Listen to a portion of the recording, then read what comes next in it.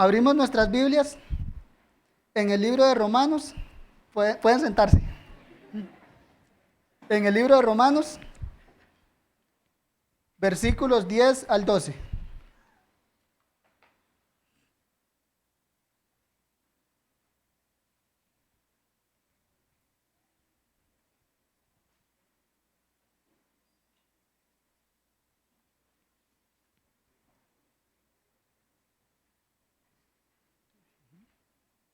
Romanos 3, versículos del 10 al 12.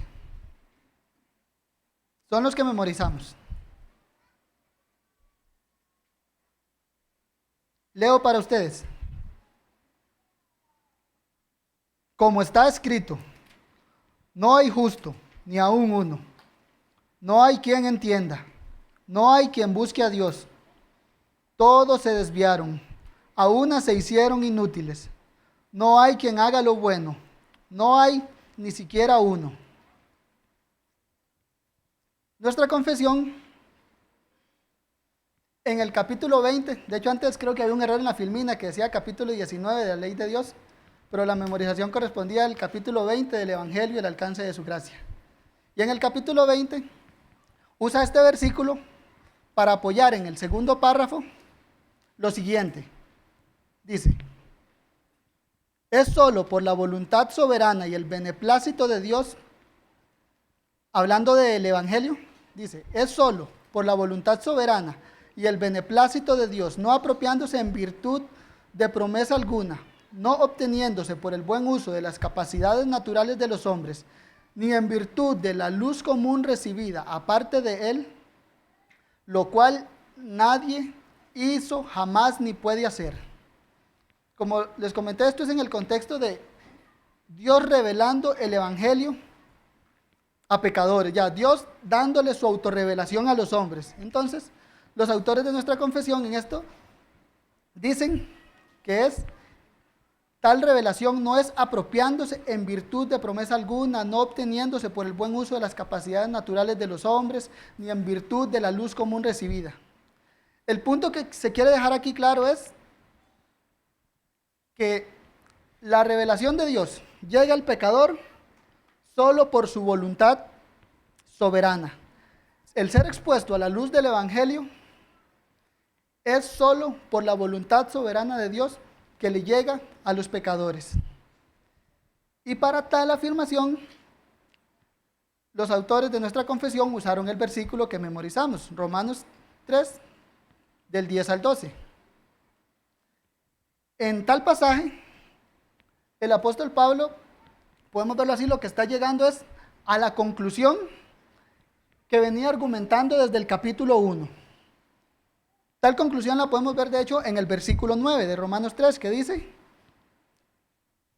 ya hemos acusado a judíos y a gentiles que todos están bajo pecado. Y pasa entonces a dar una larga lista de versículos para seguir apoyando tal conclusión. Y es ahí donde empieza. No hay justo ni aun uno, no hay quien entienda. Pablo, digamos, agarra las escrituras, creo que son el Salmo 14 y el Salmo 53, y ahí es donde nos dice cómo Dios desde el cielo miró a los hijos de los hombres, le dice literalmente el Salmo 53, y dice, Dios desde los cielos miró sobre los hijos de los hombres para ver si había algún entendido. Y la respuesta fue, no hay justo ni aun uno, no hay quien entienda. Ya Dios vio desde los cielos y no había ningún solo entendido en los hijos de los hombres. Tal es el diagnóstico que el apóstol Pablo, luego de pasar por Romanos 1, por Romanos 2 y ahora llega a Romanos 3, tal es el diagnóstico que dice, no hay justo ni aun uno. Y ese propósito de tal diagnóstico lo podemos ver, de hecho, en el versículo 19 de Romanos 3, donde dice, pero sabemos que todo lo que la ley dice, lo dice a los que están bajo la ley. Y vamos aquí, para que toda boca se cierre y todo el mundo quede bajo el justo juicio de Dios. Entonces, la conclusión de Pablo al decir que no hay justo ni hay uno que no hay quien entienda, que no hay quien busque a Dios, que todos se desviaron, es para dejar de manera clara, como vimos primero en el verso 9, que todos están bajo pecado, y ahora como vemos en el verso 19, para que toda boca se cierre y todo el mundo quede bajo el justo juicio de Dios.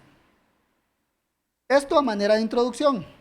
Ya con esto en mente, vamos entonces a abordar nuestro pasaje a la luz de cómo lo tomaron los autores de la confesión, y lo vamos a ver desde 4 puntos de vista.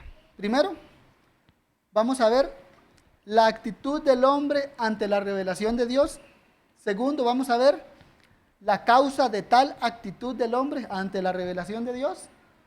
Tercer punto va a ser la consecuencia de la actitud del hombre ante la revelación de Dios. Y cuarto punto va a ser la soberanía de Dios en cuanto a su revelación. Y ese es el título del sermón de esta tarde, la soberanía de Dios en su revelación. Vamos a comenzar. Punto número 1.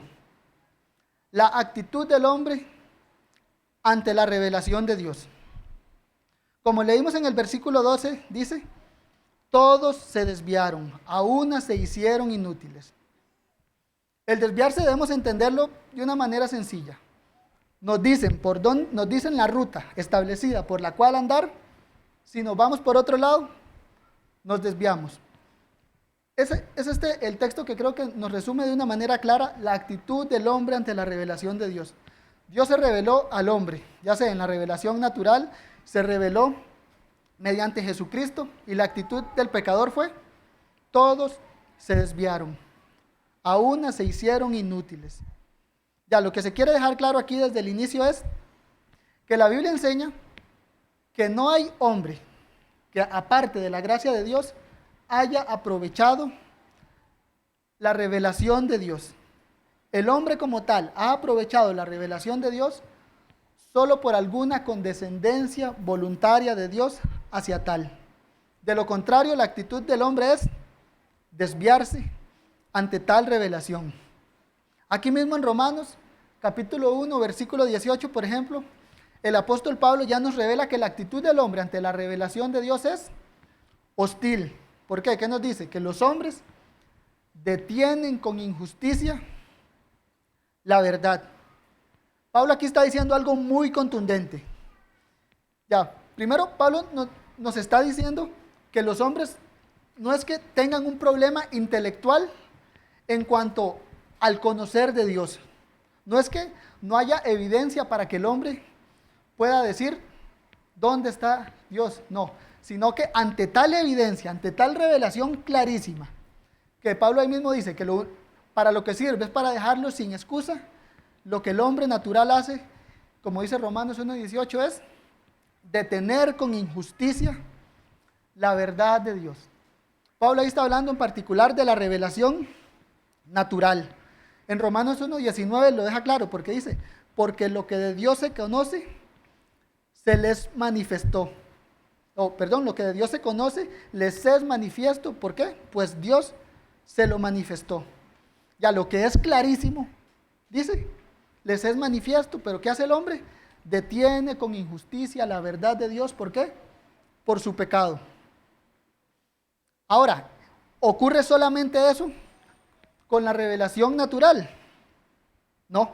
Asimismo, con la revelación especial de Dios, con la luz del Evangelio, con la Biblia, con la predicación de la palabra, si no es que Dios tiene misericordia de tal hombre, va a ser lo mismo, buscar cómo detener con injusticia la verdad de Dios. Primera de Corintios, capítulo 2, verso 14, lo dice así: el hombre natural no percibe las cosas que son del Espíritu de Dios, porque para él son locura. Dámoslo así. Y creo que muchos de nosotros, o puedo decirlo todos los creyentes, cuando compartimos el Evangelio, muchas veces eso es lo que nos pasa. La gente cree que le estamos compartiendo una locura. ¿Y es por qué? Porque es lo que estamos hablando. Lo normal del hombre natural es no aprovechar la revelación de Dios, sino detenerla con injusticia. Procurar ser diligente en detener con injusticia la verdad de Dios es lo que hace el hombre. Veamos aquí, dice, en lo que acabamos de leer de 1 Corintios 2, dice, porque para él les son locura. Primera de Timoteo 1:15, hablando del Evangelio, dice que es palabra fiel y digna de ser recibida por todos. Entonces, el hombre natural, ante este mensaje, que es tan valioso, que es digno de ser recibido por todos, ¿qué es lo que hace? Es locura, lo detengo con injusticia. Ya, al hombre le llega el mensaje más importante de su vida, del ser más importante de este universo, y responde ¿cómo? Deteniéndolo con injusticia, con su pecado. Al hombre le llega la invitación más valiosa, que le dice el Señor, venid a mí los que estáis trabajados y cargados. Nada, es locura para el hombre pecador. Ya, si Dios no le concede su gracia, el hombre natural va a despreciar la palabra de Dios porque es lo que le sale de su corazón. Tenemos un claro ejemplo, por ejemplo, valga la redundancia, cuando Moisés llegó delante de Faraón. ¿Qué hizo Faraón? Se endureció. Moisés llegó con la palabra del Señor, deja ir a mi pueblo para que me sirva. ¿Y qué hizo Faraón? No, ¿quién es ese Dios? Éxodo 5:2 dice, Jehová el Dios de Israel dice así. Y llegó Moisés. Ahora Faraón respondiendo, ¿quién es Jehová para que yo oiga su voz y deje ir a Israel? Yo no conozco a Jehová, ni tampoco lo dejaré ir. Allá Faraón le llegó hablando el rey de reyes y señor de señores por medio de su siervo Moisés. ¿Y qué hizo él? Le entró por un oído y le salió por otro. ¿Quién es Jehová para que yo oiga su voz? Dice, no lo conozco y no lo voy a dejar ir. Es lo que estamos viendo. El hombre natural no aprovecha la revelación de Dios. Muy parecido pasó con el rey Saúl en el Antiguo Testamento. Si acordamos, se le dejó mandamiento claro. ¿Y qué pasó? Él mismo desobedeció, teniendo el mandamiento de Dios ante sus narices por medio del profeta Samuel. Primera de Samuel 15:24 dice, yo he pecado, pues he quebrantado el mandamiento de Jehová y tus palabras. Ya, la actitud del hombre es oponerse a la voluntad de Dios. Jeremías 2:13 nos lo describe así, pues dos males ha hecho mi pueblo, me dejaron a mí fuente de agua viva y cavaron para sí cisternas rotas que no retienen agua.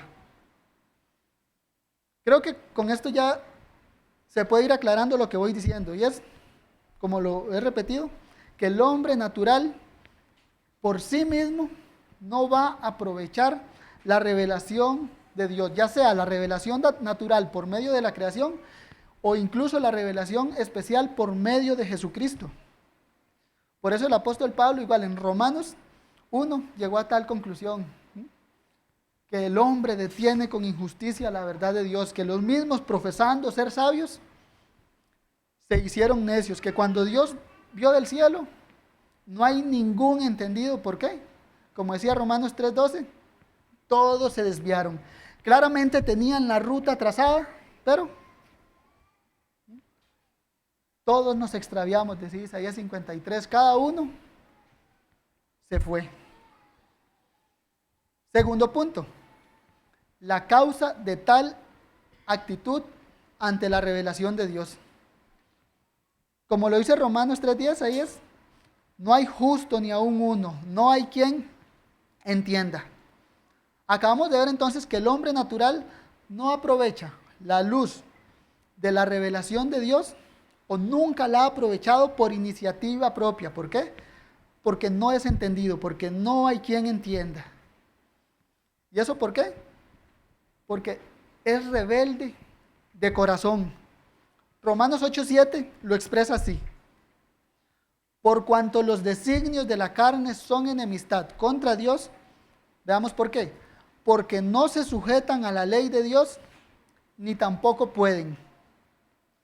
Ya no es solamente que el hombre no aproveche la revelación de Dios o que, por decirlo así, o que si tuviera la oportunidad lo hiciera, pero no, la idea es que no quiere ni puede. Ya, ahí estamos viendo la doctrina de la depravación total del hombre, de la incapacidad total del hombre ante Dios. Porque el pecador no puede ni quiere hacer la voluntad de Dios. Esto es natural a toda la humanidad en Adán. De ahí en adelante, por la caída, la humanidad entró en un estado de enemistad con Dios. Y ya a ese estado de enemistad es esa causa de, porque los designios de la carne son enemistad contra Dios. ¿Por qué? Por causa del pecado. Y por esa enemistad es que dice, no se sujetan ni a la ley de Dios, ni tampoco pueden. Incluso cuando Pablo le habla a los cristianos, Pablo les habla en esos términos, de que antes que la gracia de Dios llegara a ellos, ellos eran enemigos de Dios. Romanos 5:10, por ejemplo, dice, porque si siendo enemigos, fuimos reconciliados con Dios. Veámoslo, Pablo lo dice, ¿cuándo fuimos reconciliados? Cuando éramos enemigos de Dios. Romanos 8:7, lo acabamos de leer, los designios de la carne son enemistad contra Dios. Colosenses 1:21, por ejemplo, también dice, y a vosotros también, que erais en otro tiempo extraños y enemigos en vuestra carne. Ya, los creyentes antes éramos enemigos de Dios y teníamos esa misma actitud natural ante la revelación de Dios, que es detenerla con injusticia. La Biblia nos dice entonces que la condición natural del hombre es hostilidad ante su Creador y por tanto el hombre no puede ni quiere hacer la voluntad de Dios, no puede ni quiere conocer a su Creador. Tal estado vino sobre toda la raza humana por causa de la caída de nuestra cabeza federal en Adán. Desde ese día en adelante empezó esa hostilidad del hombre en detener con injusticia la verdad de Dios. Ya ese día, la comunión que había entre Dios y el hombre pasó a ser una relación hostil. Adán, por ejemplo, señoreaba la tierra con autoridad, pero luego de eso, maldita será la tierra por tu causa. Empezó esa hostilidad, si lo vemos. Adán se le dijo, de todo árbol del huerto podrás comer, pero luego, cuando empezó esa relación hostil, ¿qué le pasó? Con dolor comerás todos los días de tu vida. Ya, Adán tenía la plena comunión con Dios. ¿Y qué pasó? Génesis 3:24, echó pues fuera al hombre, lo echó de su presencia. El hombre entró en tal estado que nuestros catecismos lo resumen así, entró en un estado de pecado y de condenación. La pregunta 25 del Catecismo Mayor de Westminster dice así, la respuesta dice así, hablando de la corrupción humana. La corrupción de toda su naturaleza, por la cual está enteramente indispuesto, incapacitado y en oposición a todo lo que es bueno espiritualmente. Y dice además que el hombre es inclinado de un modo completo a lo malo, en cuyo estado permanece hasta hoy en día. Veamos, por ejemplo, cómo nos decía ahí. Creo que estos hermanos no lo pudieron describir de una mejor manera. ¿Por qué? Porque nos dicen, no es que el hombre por causa de la caída se haya corrompido un poco y que por eso detenga con injusticia la verdad de Dios. No. Si dice que la corrupción de toda su naturaleza por la cual está enteramente indispuesto. O no es que el hombre de vez en cuando haga algo malo, sino que está enteramente indispuesto e incapacitado en oposición a todo lo que es bueno espiritualmente e inclinado de un modo completo a lo malo. O no es que el hombre tenga hoy una naturaleza pecaminosa, pero mañana se la quite, ¿no? ¿Cómo terminaba esta respuesta? En cuyo estado permanece hasta el día de hoy. Por eso es que, como decíamos, que cuando Dios miró los cielos para ver si había algún entendido entre los hijos de los hombres, la respuesta del Señor fue contundente. No hay justo, ni aún uno, no hay quien entienda. ¿Y eso por qué? Porque lo que el Señor vio aquí fueron enemigos de Él, que se rebelaban, hombres que activamente buscaban detener con injusticia la verdad de Dios. ¿Por qué? porque los designios de su corazón, ¿qué hacían? Eran enemigos de Dios, no pueden ni se sujetan a la ley de Dios. Hemos visto entonces que primero, el hombre natural, aparte de la gracia de Dios, no ha aprovechado la revelación de Dios, ni la natural ni la especial. Después, que la causa de tal hostilidad hacia la revelación de Dios es la naturaleza pecaminosa que obtuvimos por medio de la caída. Ahora, a nuestro tercer punto vamos a ver la consecuencia de tal actitud ante la revelación de Dios. Habiendo visto entonces que la condición humana, veamos tales consecuencias. Y de primera entrada, veamos así, la consecuencia es el juicio divino sobre el pecador. Ahí mismo en el que leímos antes, Romanos 1:18, el apóstol Pablo lo dice así: la ira de Dios se revela desde el cielo contra toda impiedad e injusticia de los hombres que detienen con injusticia la verdad. Ya, la ira de Dios se revela desde el cielo. Ya, veámoslo así. Es Dios está en contra del pecador. Es como cuando leemos el Antiguo Testamento y el Señor le hablaba a sus profetas. Profetiza en contra de Israel, o Ezequiel 38, profetiza en contra de Gog, profetiza en contra, es la idea que nos está dando aquí el apóstol, que la ira de Dios se revela desde el cielo contra toda impiedad e injusticia de los hombres. Es que la ira de Dios está apuntando hacia el pecador que detiene con injusticia su verdad. Ya cuando el apóstol Pablo leyó el Salmo 14 o el Salmo 53 que decía que Dios veía desde los cielos para ver si había algún entendido, la idea es que Dios vio que no había ningún entendido y lo vio con indignación, y por eso la ira de Dios se reveló desde el cielo contra el pecador. Salmo 7:11 nos lo expresa así: Dios está airado contra el impío todos los días. Ahí mismo el Salmo 7, ¿qué nos dice? Si no se arrepiente, él afilará su espada, armado tiene ya su arco y lo ha preparado. Asimismo ha preparado armas de muerte y ha labrado saetas ardientes. Ahí el salmista nos está diciendo eso, que Dios no solo está airado contra el impío, sino que, vean la amenaza, si no se arrepiente, afilará su espada, armado tiene ya su arco, no lo tiene guardado, lo ha preparado, dice, asimismo ha preparado armas de muerte, ha labrado saetas ardientes. Ya es como, la descripción es, Dios tiene todo un armamento que está a punto de llegarle al pecador. ¿Por qué? Porque es un trato hostil mutuo. No es solo que el pecador detiene con injusticia la verdad de Dios, sino que es que el Dios Santo está en contra del pecador si no se arrepiente. Ya, veámoslo así, cada paso, cada segundo de vida que un pecador no arrepentido anda por este mundo, como lo dice el mismo apóstol Pablo en Romanos 2, está acumulando ira sobre sí.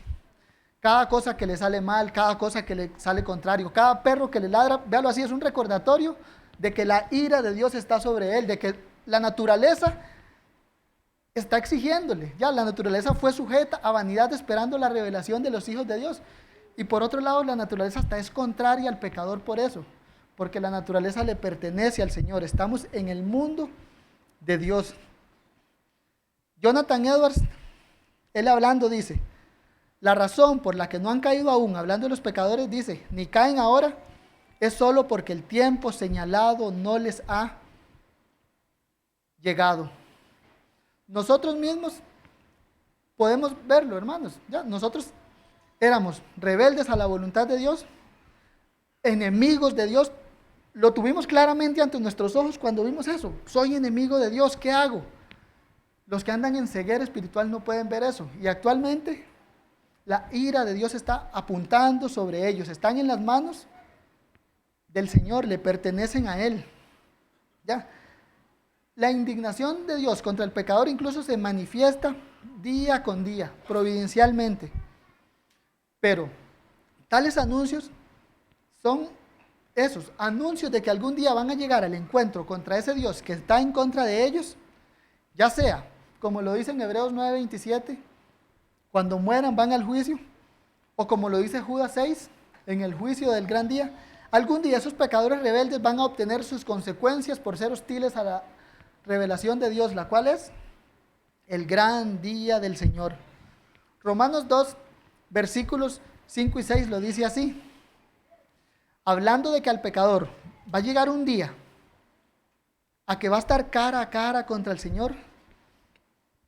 Pablo le dice así, que el pecador está atesorando para sí mismo ira para el día de la ira y de la revelación del justo juicio de Dios, el cual pagará a cada uno según sus obras. Mientras tanto, cada pecador no arrepentido está haciendo eso, acumulando ira sobre sí mismo. ¿Para qué? Para el día de la ira y de la revelación del justo juicio de Dios. Va a ser un juicio tan justo que no va a haber nadie que se levante y diga objeción. Como lo dice el Salmo 2, nadie se levantará en la congregación de los justos. Ya, lo único que el pecador hace, o lo único que el pecador le evita en este momento que no esté recibiendo la justa ira de Dios, que se merece por su actitud hostil hacia la revelación de Dios, es porque a Dios no le ha placido cortarle los días.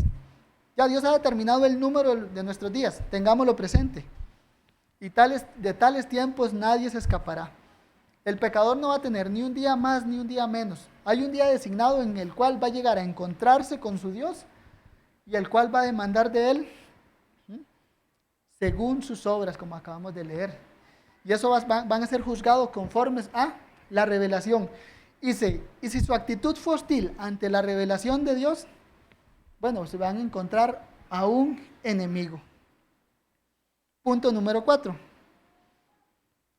Ya vimos entonces, primero, que no hay hombre que aparte de Dios haya aprovechado la revelación de Dios. Segundo, que la causa de tal hostilidad a la revelación de Dios es porque los designios de la carne son enemistad contra Dios. Es decir, porque hay una enemistad entre Dios y el hombre. Y como acabamos de ver en el tercer punto, esa enemistad es mutua. Dios está en contra del pecador. Ahora vamos a ver la soberanía de Dios en su revelación. Así como la soberanía de Dios es lo único que en este momento detiene que miles se vayan al infierno, ya mismo, ya que el infierno abra su boca, como decía Jonathan Edwards, y se los trague, lo único que detiene eso es porque a Dios le ha placido que no ocurra en este momento.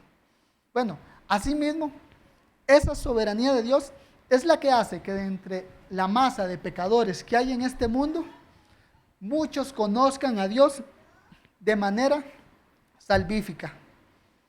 Recordemos lo que decía nuestra confesión.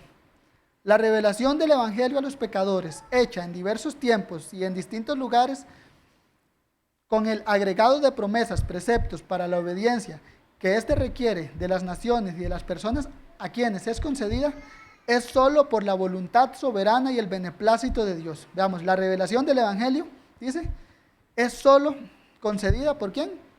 Por la voluntad soberana y el beneplácito de Dios. Por lo tanto, en todas las épocas, la predicación del Evangelio ha sido concedida a personas y naciones en su extensión o restricción con gran variedad según el consejo de su voluntad. En pocas palabras podemos decir que para resumir este párrafo podemos leer Romanos 9:15, que dice, tendré misericordia de quien yo tenga misericordia. Eso, que la revelación del Evangelio a pecadores es solo por la voluntad soberana y el beneplácito de Dios es, tendré misericordia de quien yo tenga misericordia. El punto es, Dios no le debe nada a nadie. Dios no está en deuda con nadie. Dios no está bajo ninguna obligación de darle alguna oportunidad, ni siquiera una, al hombre para ser salvo. Ya, el hombre lo que merece es el infierno. Y la justicia de Dios demanda eso mismo. Dios no está obligado a tener misericordia de nadie. Por eso Él dice, tendré misericordia de quien yo tenga misericordia. Para nosotros es gozo, los creyentes, porque tuvo misericordia de nosotros cuando no lo merecíamos. Ya Dios en el ejercicio, sí, de la salvación de pecadores, es libre e independiente y soberano. Salva a quien quiere, le oculta el evangelio a quien quiere y lo deja que vaya en el camino de su pecado, y Él es justo y glorioso. Daniel 4:35 dice así: todos los habitantes de la tierra son considerados como nada, y Él hace según su voluntad en el ejército del cielo y en los habitantes de la tierra, y no hay quien detenga su mano y le diga, ¿qué haces? Dios puede libremente no otorgar la gracia de la salvación a quien le plazca, y sigue siendo santo, justo y bueno. Sigue siendo el Dios glorioso, creador del universo, que merece toda honra de parte de nosotros. Cito nuevamente a Jonathan Edwards. Él dice: no hay ninguna persona en una condición natural a quien Dios no pueda negarse a otorgar la salvación, sea una persona naturalmente sabia o imprudente, sea de buen o de mal genio, de ascendencia mezquina u honorable, ya sea que haya nacido de padres impíos o piadosos, ya sea que sea una persona moral e inmoral. Sea cual sea el bien que haya hecho, por muy religioso que haya sido, por cuantas oraciones haya hecho y por todos los esfuerzos que haya hecho para ser salvo, cualquier preocupación, angustia que pueda tener por temor a ser condenado o cualquier circunstancia en la que se encuentre, Dios puede negarle la salvación sin menospreciar ninguna de sus perfecciones. Su gloria no será en ningún caso obscurecida por ella. El punto es, como lo vengo diciendo, Dios es libre de ofrecer o de negar su salvación a quien le plazca. No deja de causar terror, lo digo, asombro. Pero el punto es, son claros ejemplos de lo que implica que Dios sea Dios, que Dios sea soberano, que Dios sea glorioso. Porque Dios salva a quien quiere, cuando le place, en el momento que le place, a quien le place. Es bueno, ¿por qué? Porque si Él quiso salvarnos, bueno, no hay quien detenga su mano y le diga qué haces. Él va a salvar a su iglesia. El que sea soberano implica eso, que Dios hace lo que quiera sin que nada le estorbe. Para nuestro bien, si se propone salvar, lo hará. Si Dios se propuso santificar a su iglesia, lo hará. Si Dios quiso tener misericordia de muchos pecadores y unirlos a Cristo, bueno, no hay quien detenga su mano y le diga qué hace. Cuando Pablo dijo en Romanos 1:16, porque no me avergüenzo del evangelio, porque es poder de Dios para salvación a todo aquel que cree, al judío primeramente y también al griego. Bueno, entendamos esa magnitud cuando Pablo dice que es poder de Dios para salvación. De verdad, el evangelio es poder de Dios para salvación. Es el medio que Dios soberanamente dispuso para transformar corazones. Ya el evangelio tiene tal magnitud, tal efectividad, tal magnificencia, que no hay quien pueda detenerlo, porque es el medio que Dios usó para transformarnos a nosotros. No hay corazón tan duro que Dios no pueda romper con el martillo de su palabra. No hay pecado tan grave que la sangre de Cristo no pueda limpiar. Ya Dios es soberano, revelándose a pecadores, y Él rompe toda barrera de pecado y transforma a pecadores y les da vida nueva. ¿Por qué? Porque el evangelio de verdad es poder de Dios para salvación. Ya, Dios no está obligado a salvar pecadores, pero a Él le ha placido comprometerse, escoger y salvar a un pueblo de entre los hombres en Cristo para su gloria. Y al ser un Dios soberano, bueno, primero nadie lo va a detener. Su revelación especial, el evangelio, va a llegar a todos los que Él dispuso sin ningún solo impedimento. Nadie va a poder detener la mano del Señor y decirle, ¿qué haces? Ante esa revelación soberana de Dios, cuando a Él le place salvar pecadores, no hay pecador que pueda detener con injusticia esa verdad, sino que el poder del evangelio viene y transforma al pecador.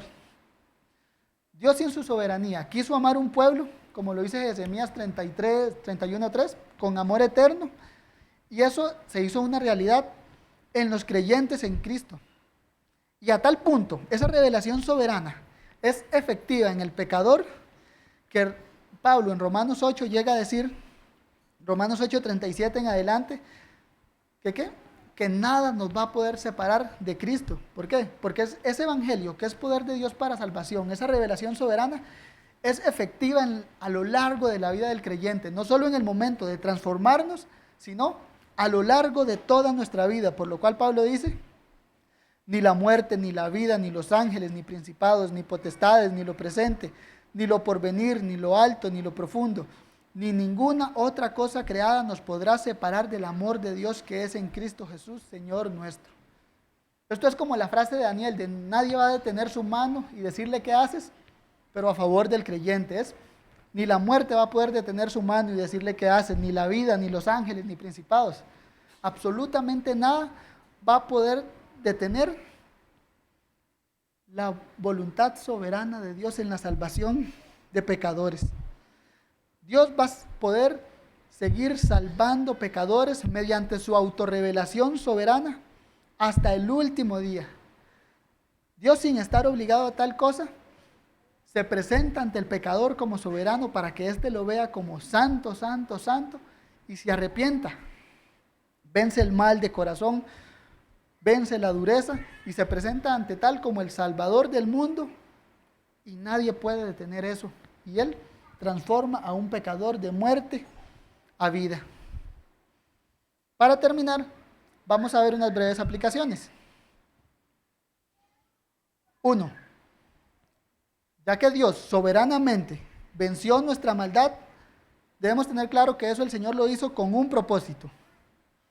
Efesios 1:6 nos dice, por ejemplo, que para alabanza de la gloria de su gracia nos hizo aceptos en el amado. Nosotros, como receptores de la voluntad soberana de Dios, entonces nos salvó con un propósito, para que viviéramos una vida para su gloria, para que por medio de nosotros este mundo conozca al Dios verdadero. Y ahí creo que es válido hacernos una pregunta. ¿O cómo hacemos eso? ¿Cómo vivimos para la gloria de Dios? ¿O cómo hacemos que este mundo conozca al Señor por medio de nosotros? Una de las muchas maneras creo que es procurando vivir de manera antagónica a como viven los hijos de este siglo. Por ejemplo, los versículos que leímos, Romanos 3, del 10 al 12, nos describen cómo viven los hijos de este siglo. Sin justicia, sin buscar a Dios, sin entendimiento, que es sin sabiduría. Cómo viven ellos desviándose, haciendo cosas inútiles, no haciendo lo bueno. Entonces, los creyentes, al ser receptores de la gracia de Dios, tenemos ese impulso de vivir o de querer hacer la voluntad de Dios, y por ende podemos vivir de manera antagónica a los hijos de este mundo. Por ejemplo, ¿qué se dice de los hijos de este mundo? ¿Qué vimos al inicio? Que detienen con injusticia la verdad de Dios.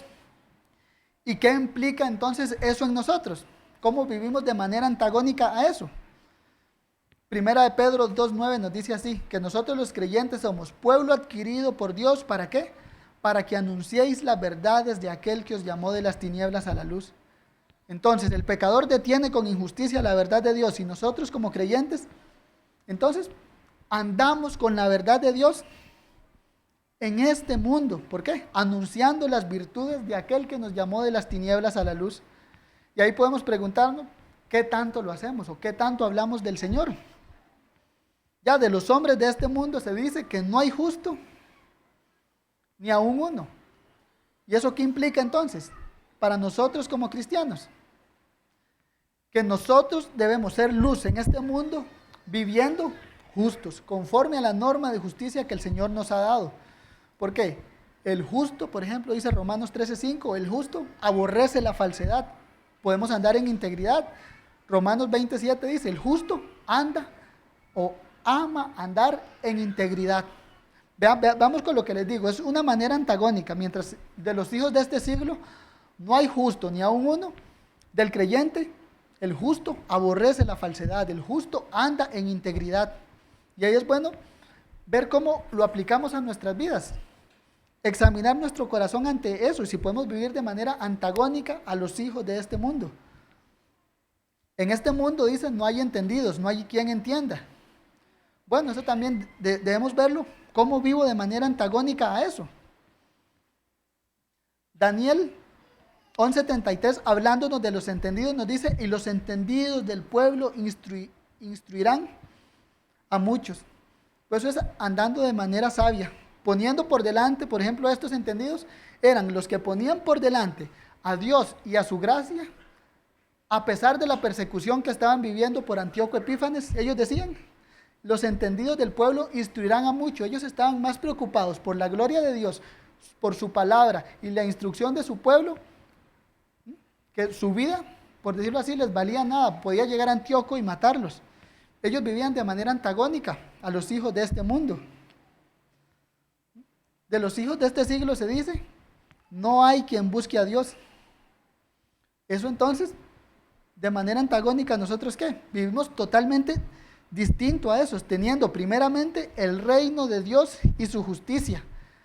¿Por qué? Porque de los hijos de este mundo no hay quien busque a Dios, pero andan en búsqueda de todas las cosas que ofrece este mundo. ¿Por qué? Porque la cosmovisión de los hijos de este mundo se reduce en el aquí y el ahora, en todo lo que hay debajo del sol, mientras la vida del creyente es buscar a Dios. El apóstol Pablo lo decía así, si pues habéis resucitado con Cristo, buscad las cosas de arriba, donde está Cristo sentado a la diestra de Dios. Lo doy a manera de unos breves ejemplos. Cada uno de nosotros, en las distintas situaciones que pasamos en este mundo, creo que debemos pedirle a Dios sabiduría para eso, para ver cómo vivir a la luz de Cristo y así incluso de manera antagónica a cómo viven los hijos de este mundo. ¿Por qué? Porque nosotros somos receptores de la gracia de Dios, por ende debemos caminar a sí mismos, manifestando la gracia de Dios a este mundo. Mientras los hijos de este mundo sirven a su vientre, nosotros ¿qué hacemos? Servimos al Dios vivo.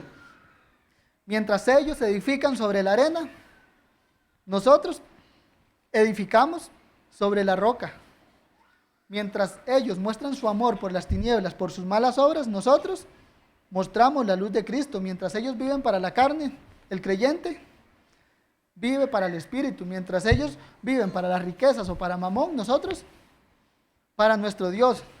Ya son dos puntos de vista totalmente distintos. Ya los hijos de este siglo no buscan a Dios, no entienden. ¿Por qué? Porque están basados en el aquí y el ahora. Pero los hijos de Cristo, receptores de su revelación soberana, apuntan al reino de Cristo. Otra segunda aplicación, saber de la revelación soberana de Dios nos tiene que llevar también a un estímulo, ¿para qué? Para evangelizar pecadores. Y es algo que no se puede pasar por alto en esta temática de nuestro Dios soberano. Y es que el Dios soberano es el que manda a que su iglesia predique el evangelio a todo el mundo. Ya, sabemos que a pesar de que la Biblia presenta un panorama terrible para el pecador, como acabamos de ver, ¿por qué? Porque Dios está en su contra. Por otro lado, también presenta un panorama favorable, y es que Dios ha dado la solución para el pecador en Cristo. Y es en este contexto de la solución al pecador en Cristo y esa soberanía, donde Jesús mismo se presenta a su iglesia como Rey y Señor y les dice: toda potestad me es dada en el cielo y en la tierra, por tanto, id y haced discípulos a todas las naciones, bautizándolos en el nombre del Padre y del Hijo y del Espíritu Santo, enseñándoles que guarden todas las cosas que os he mandado, y he aquí yo estoy con vosotros todos los días hasta el fin del mundo. Jesús ahí está asegurando, veámoslo así, que su evangelio llegará a todas las naciones, que su iglesia siempre existirá en este mundo y que esa iglesia llegará a todas las naciones, que Él, el Rey soberano de este mundo, que tiene potestad en el cielo y en la tierra, está con su iglesia todos los días hasta el fin del mundo. Y eso ¿Cómo fue usado por el Señor? Para que sus apóstoles fueran literalmente a obedecerle, a ser discípulos a las naciones. Ellos iban con esa expectativa. Este que me está hablando aquí se acaba de levantar de los muertos. Dentro de poco lo voy a ver ascender al cielo. Ya tiene todo el poder. ¿Cómo no voy a ir a las naciones si Él está asegurando que va a ir conmigo? Pongámonos en lugar de ellos. Si venció la muerte, ya, si dijo que iba a resucitar y resucitó, si dice que va a estar conmigo hasta el fin del mundo, así va a ser. Por tanto, vayan a ser discípulos. Con eso en mente, es esto mismo que quiero que nos sirva de estímulo. ¿Para qué? Para ir a hablar de Cristo en donde quiera que estemos. ¿Por qué? Porque el Evangelio es poder de Dios. El dueño del Evangelio, que es Cristo, es el Rey de reyes y Señor de señores. Ya nosotros debemos ir, recordarles a los hombres que viven en el mundo que le pertenece a Dios, que están respirando el aire que le pertenece a Dios, que están viviendo vidas que Dios les ha prestado por cierto periodo de tiempo y que Él los va a juzgar justamente conforme a sus obras, y que si no se arrepienten van a perecer, y que Dios ha dado una solución para ellos en Cristo. Esto debe llevarnos a eso, hermanos, a poner nuestra confianza en Dios, de que a pesar de nuestra torpe exposición del Evangelio que podamos hacer a alguien, a pesar de nuestra debilidad, de nuestro miedo, de nuestra vergüenza, Cristo está con nosotros y es poderoso para salvar pecadores. Ya en nuestras manos llevamos, como vimos antes, un mensaje digno de ser recibidos por todos. Como antes nos enseñaba Alexander, nosotros somos frágiles, vasos de barro, pero llevamos un tesoro, el mensaje digno de ser recibido por todos, que pertenece al Rey de reyes y Señor de señores. Por tanto, compartamos el Evangelio con confianza. Cristo está con nosotros, Él lo ha prometido. Y para terminar, quiero hacer un llamado al pecador no arrepentido. ¿Por qué? Porque como vimos, todo aquel, aparte de la gracia de Dios, lo que le espera es el justo juicio de Dios.